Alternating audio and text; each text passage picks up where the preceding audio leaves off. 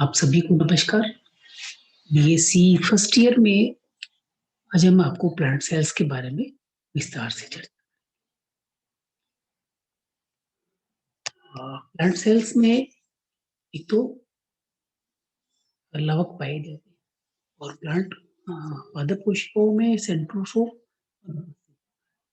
में तरकु उपकण एस्टल प्रकार का बनता है, जबकि प्राणी कोशिकाओं में ये एक एम्फिएस्टल प्रकार का होता है। एक मैच्योर कोशिकाओं में एक बड़ी रिक्तिका पाई जाती है, जबकि जंतु कोशिकाओं में वो रिक्तिकाएं छोटी-छोटी एक होती है और अनुपस्थित रहती है।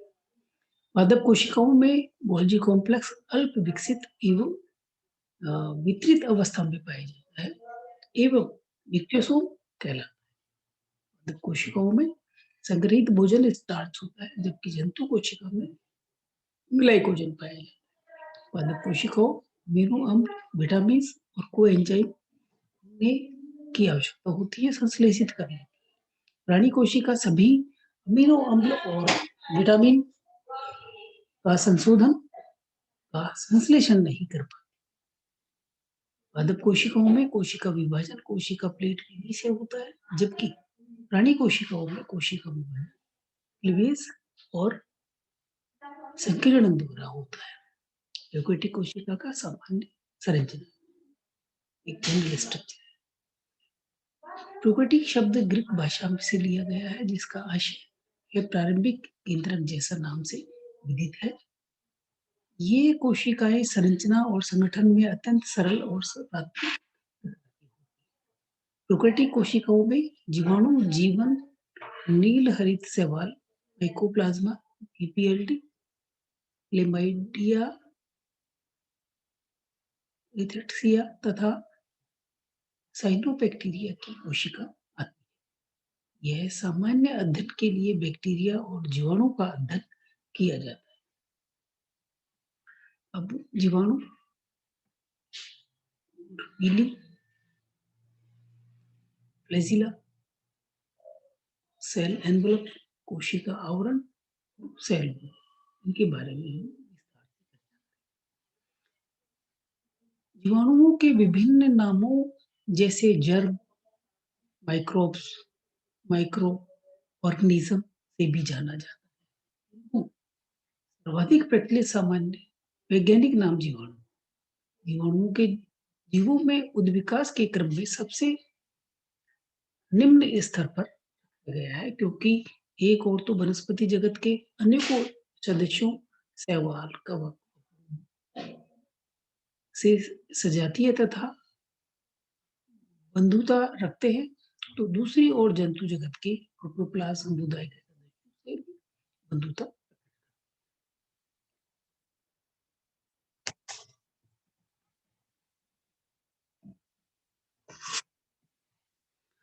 लक्षण जीवाणु एक कोशीय होते हैं, अतः इसमें वास्तविक शाखाएं अनुपस्थित। जीवाणुओं में जनन सरल अनुपस्थित,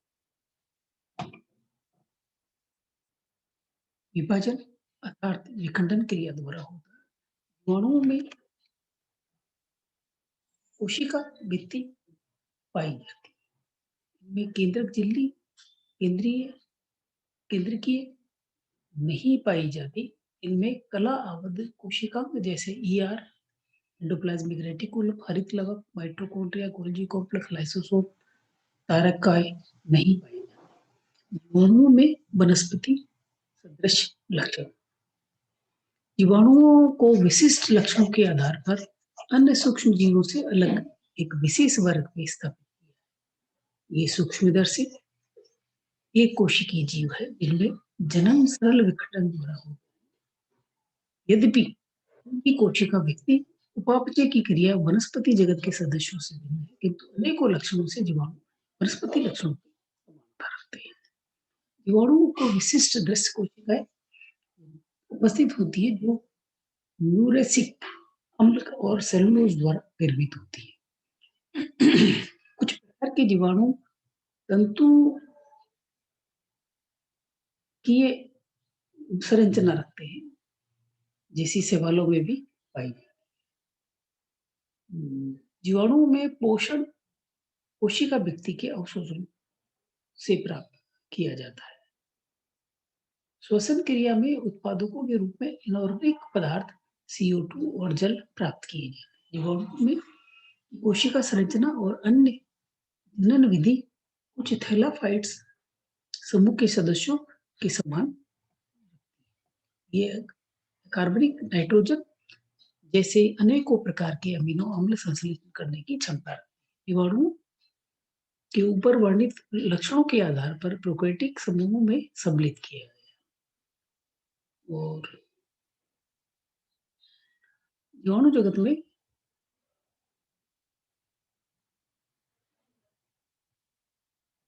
प्रोटिक्टा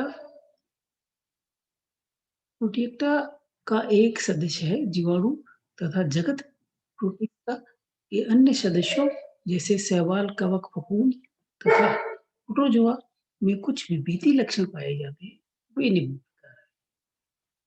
शैवाल के जीवद्रव में क्लोरोफिल उपस्थित रहता है। लवक और फफूंद बहुकोशीय संरचनाएं होती है। इनमें लैंगिक विधि से जनन प्रोटोजोआ के विशिष्ट केंद्र को उपस्थित होता है। ये जनन क्रिया में लैंगिक जनन जीवाणु में सामान्यतः वनस्पति जगत के एक विशिष्ट वर्ग साइजोमाइटीज के अंतर्गत रखा गया है। मित्र बैक्टीरिया जीवाणु सरल संरचना वाले प्रोकैरियोटिक जीव हैं, अनुकूलन की अत्यधिक क्षमता रखते हैं। ये अधिकतम ताप, पीएच, ऑक्सीजन, तनाव, परासरणी तथा वायुमंडलीय दाब को सहन करने की क्षमता रखते हैं। जीवाणु लगभग सभी प्रकार के प्राकृतिक वातावरणीय परिस्थितियों में पाए जाते हैं। इनका वितरण बहुव्यापी है। ये जल, थल और वायु में पाए जाते हैं।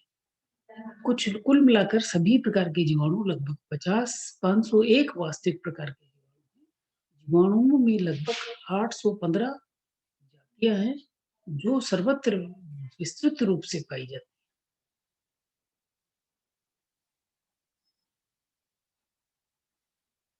जीवाणु ज्वालामुखी को छोड़कर सभी परिस्थितियों में गहरी मृदा की परतों, जंतुओं के रक्त एवं आर्द्र, उष्ण, जलीय एवं सर्द जल के स्रोतों में भी पाए जाते हैं।